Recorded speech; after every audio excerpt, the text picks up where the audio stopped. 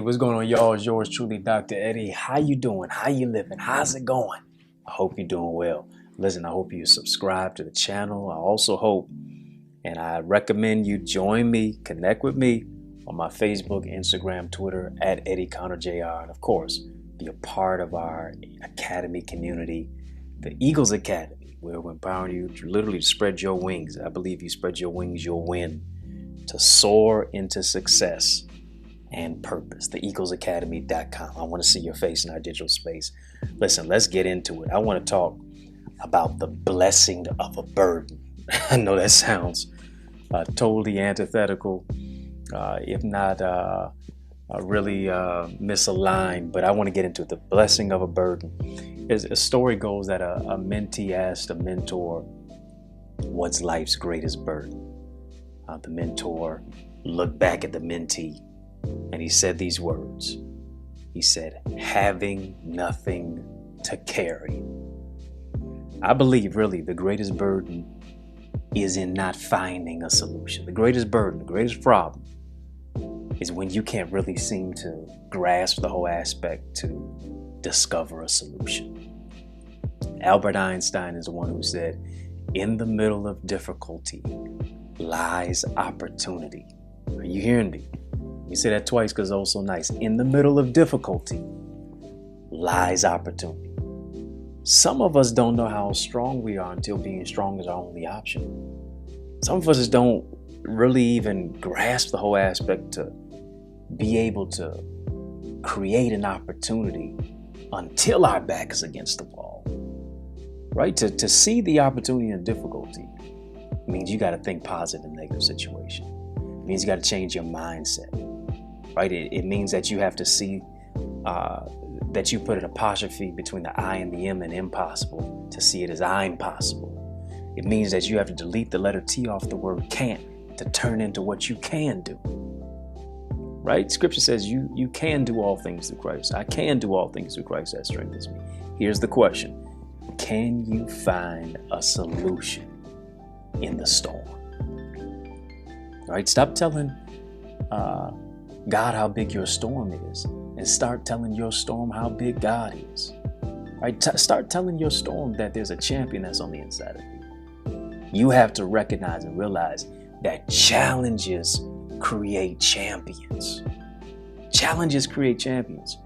And here it is. When you face what you face, helps you to face yourself.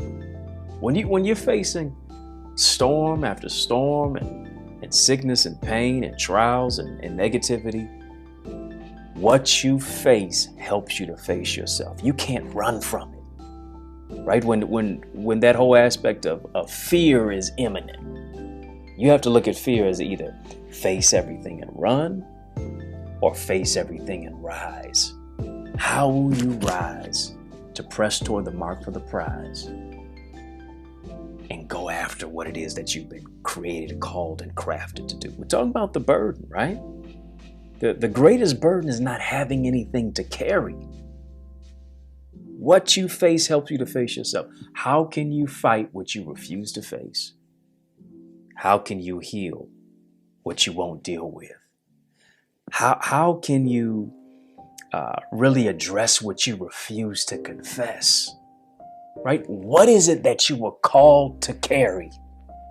Hear me. A job is what you're paid for, but your calling and purpose is what you're made for.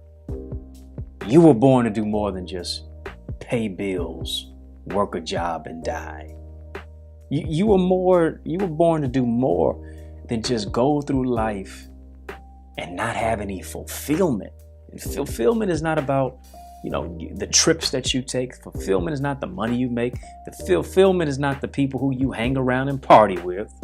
The fulfillment is the purpose that you live with and how you stir up your gift to be a blessing to somebody else. What is it that you were called to do? What have you been called to carry? Think about that. And notice this. Notice I didn't ask who. I didn't ask you who you were called to carry. I asked you what you were called to carry. Right? Because here's the thing. Too many of us are carrying people who are weighing down our purpose.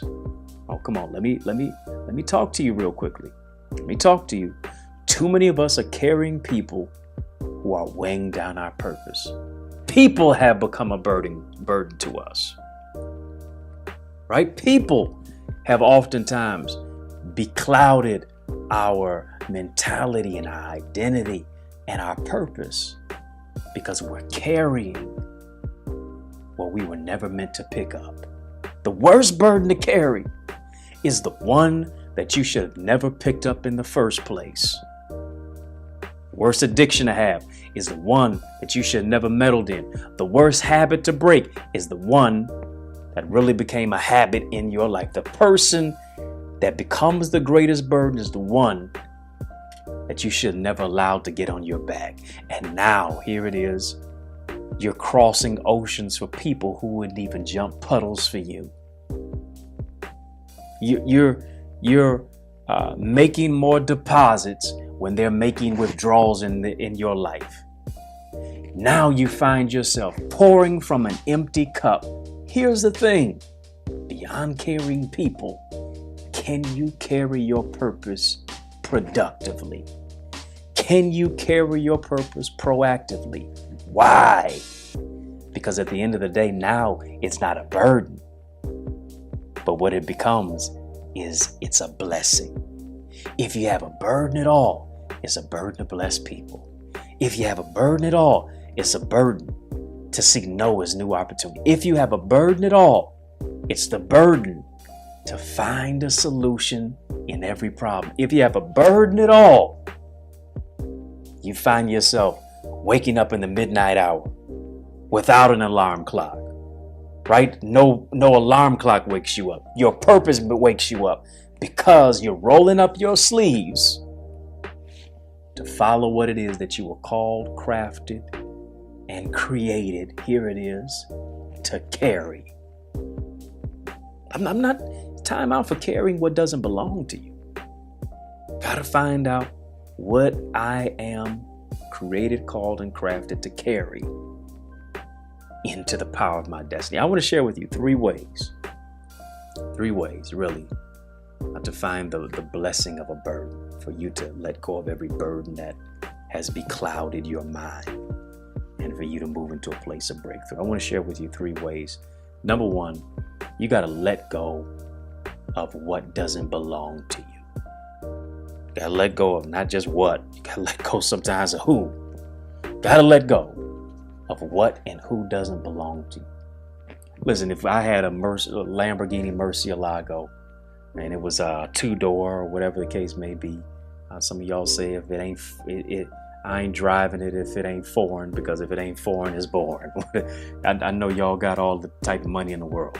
If I was driving a Lamborghini Murcielago or some type of two-door Corvette, whatever the case may be, it's no need of me trying to stress myself because I can't fit 10 people into my vehicle. I can only get 2. I'm the driver. I can only get one other passenger. Maybe if I'm trying to really, really squeeze somebody in, maybe a third wheel, third person, right? But there's no need of me trying to take everybody on the road when everybody can't fit. Everybody can't fit into your future. Everybody can't go where God has called and crafted and created you to go. You can't be under the obligation to where you feel like you got to carry everybody with you. Some people are only relegated to your history and don't belong in the power of your future and your destiny. Hear me. It is not personal, it's just business. Scripture says, Jesus said, I must be about my Father's business. What is the business that you are supposed to take care of? Are you allowing people in your space, in your place, to, here it is, put your purpose out of business? Hear me. What is it that you were called, crafted, and created to carry? You weren't created to carry everybody. Let go of what or who doesn't belong to you. What they say is good and goodbye Is hell and hello? You got to have discernment to know, is who I'm letting into my life a detour to destruction? Are they derailing me from my destiny? If so, I got to let go so I can grow. Number 2, got to realize this. Boundaries are a blessing. Yeah, boundaries are a blessing. I didn't say barriers. I'm talking about boundaries are a blessing. Right? I didn't say build a wall, but sometimes you just got to build a bridge. Scripture says, guard your heart with all diligence, for out of it are the issues of life. I have to build a wall to keep people out. I can build a bridge and know who I need to keep out and who I need to have access to me. Right? Sometimes your healing attracts people who are hurting. You got to realize this. Some people are attracted to you not only because they're looking for love, but some are attracted to you because they're looking for help. And oftentimes, as a result of it, now we find ourselves in a rehabilitation-ship. I know you heard about situationships. I know you heard about relation slips. But some of us, we find ourselves in a rehabilitation-ship because now we're trying to rehabilitate people who are broken. We're trying to fix folks who are broken. Sometimes your light attracts people like a moth to a flame. And you have to understand this. Boundaries are a blessing. You have to establish boundaries, healthy boundaries, so you don't hold on to people that you should love from a distance. COVID-19 taught us something. It was social distancing. Sometimes we have become so love sick. Sometimes, here it is, because we're hurting, now we're bleeding on people who didn't even cut us. We have to social distance ourselves from the wrong people to create healthy boundaries and a space for ourselves. You got to communicate your needs. You got to communicate your wants. Beyond Netflix and chill, what are you doing to network and build? If you don't know what you want, somebody's going to decide what you get. And how do you know if it's not what you don't want if you don't know what you do want?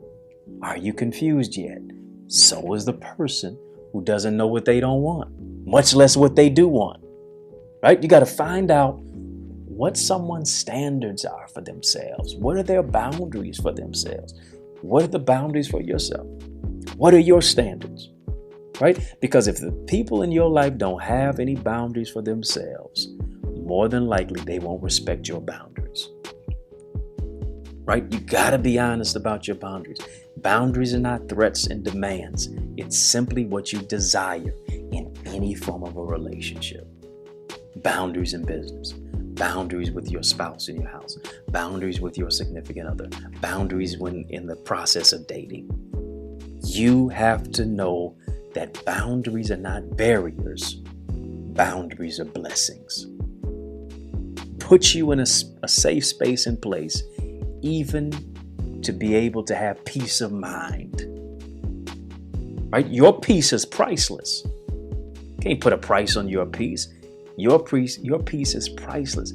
You have to guard your heart. You have to guard your peace and make it a preeminent factor in your life.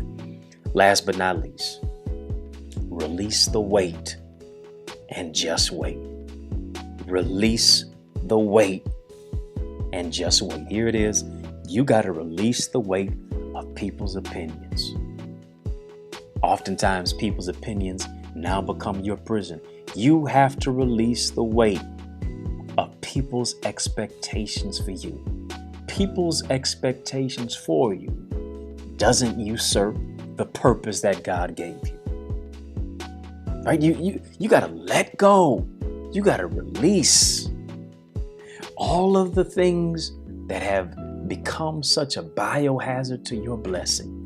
Things that have kept you way down. Because now you're trying to live for people rather than live out the purpose that God already gave you and implanted in your life. You got to make some changes. Got to put your foot down. Got to draw a line in the sand. Say, I'm releasing the expectations of people that become deleterious to my destiny. Trying to impress people who aren't even impressed by you. Trying to go along to get along. Trying to fit in where you don't belong. Hear me, you weren't created to fit in. You were created to stand out. That's why you've been so frustrated, because you keep carrying people's opinions, people's expectations on your life. Until you break past what people think about you, how people feel about you, you'll never break into the power of your destiny. I heard somebody say, how people feel about me is none of my business. Because when it becomes a part of your business, now you go out of business. You cheapen yourself. You go on sale. You discount your value because you have not made yourself a priority. You got to know your worth. What they say, know your worth and add tax. You got to do that for yourself. That's how you find the blessing in a burden. Letting go of what doesn't belong to you. Bless and release some people. Number 2, boundaries are a blessing, not a barrier. And then thirdly, last but not least, releasing the weight and wait. Here's what it is. They that wait upon the Lord shall renew their strength. They shall mount up on wings as an eagle. Scripture says, lay aside every weight and the sin that does so easily beset you, so that you could run with patience the race that is set before you, looking not to your neighbor, not looking to the opinions of other people, not looking for affirmation on the external on the outside, but looking unto Jesus, the author and the finisher of your faith. If he's the author, why are you still got the pen in your hand? If he's the author, give God the pen and let him write a new chapter. Since he's the author, don't allow people to put a period where God placed a comma. He's the finisher of your faith. And because I let go of the weight, right? Now I can wait. Wait does not mean I just sit here and I'm idle. Wait doesn't mean I'm just twiddling my thumbs and I'm just scrolling on Twitter. Wait does not mean to be idle. Wait means to work until the promise comes to fruition. While I'm waiting, I'm praying. While I'm waiting, I'm working. While I'm waiting, I'm developing. While I'm waiting, I'm critiquing. While I'm waiting, I'm moving in the power of my destiny and my purpose so that I'm ready for what's ready for me. Oh, I'm talking better than you saying something back to me. When you are in a place of preparedness, now you're ready for what's ready for you to receive. But if you're just sitting back, waiting for the hookup, waiting for a handout, and you're not rolling your sleeves up, it'll never come to fruition. Lay aside every weight. They that wait on the Lord shall renew your strength. Mount up with wings as eagles. It's time to spread your wings and soar like the eagle that you are. What are eagles? Empowered, authentically gifted leaders envisioning success. What do eagles do?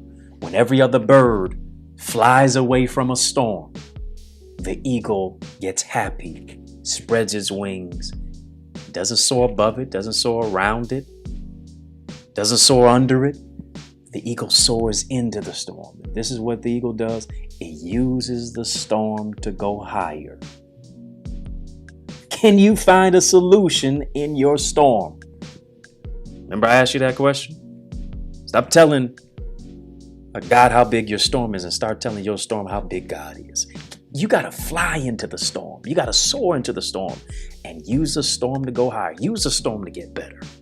Come out of what you've been through stronger, better, faster, wiser, more diligent, more determined, not defeated, but elevated. I believe if you spread your wings, you will win. What was a burden to you before will now be a blessing to you after, because you'll be better than ever before. Listen, I hope you were empowered. I want you to like, I want you to comment, I want you to share. I definitely want you to subscribe if you haven't, and I definitely want you to join our Eagles Academy, where we empower you to soar into success and purpose. I know this academy is tailor-made and fit for you. How to profit from your purpose, how to turn your ideas into income, your contacts into contracts, how to just be a better person, how to grow faith, identity, relationships, speaker training. We do all that, and we do it from a 4G model: God, goals, gifts, and greatness. Developing you to become the eagle that you've always been created to be. As I said before, like, comment, share, subscribe. Follow me on social media as well, at Eddie Connor Jr. Put some respect on my name. Come on, put some respect on my name. At Eddie Connor Jr. EDDIECONNORJR. And of course, I want to see your face in our digital space. Join me for the Eagles Academy. www.theeaglesacademy.com. I'll see you soon.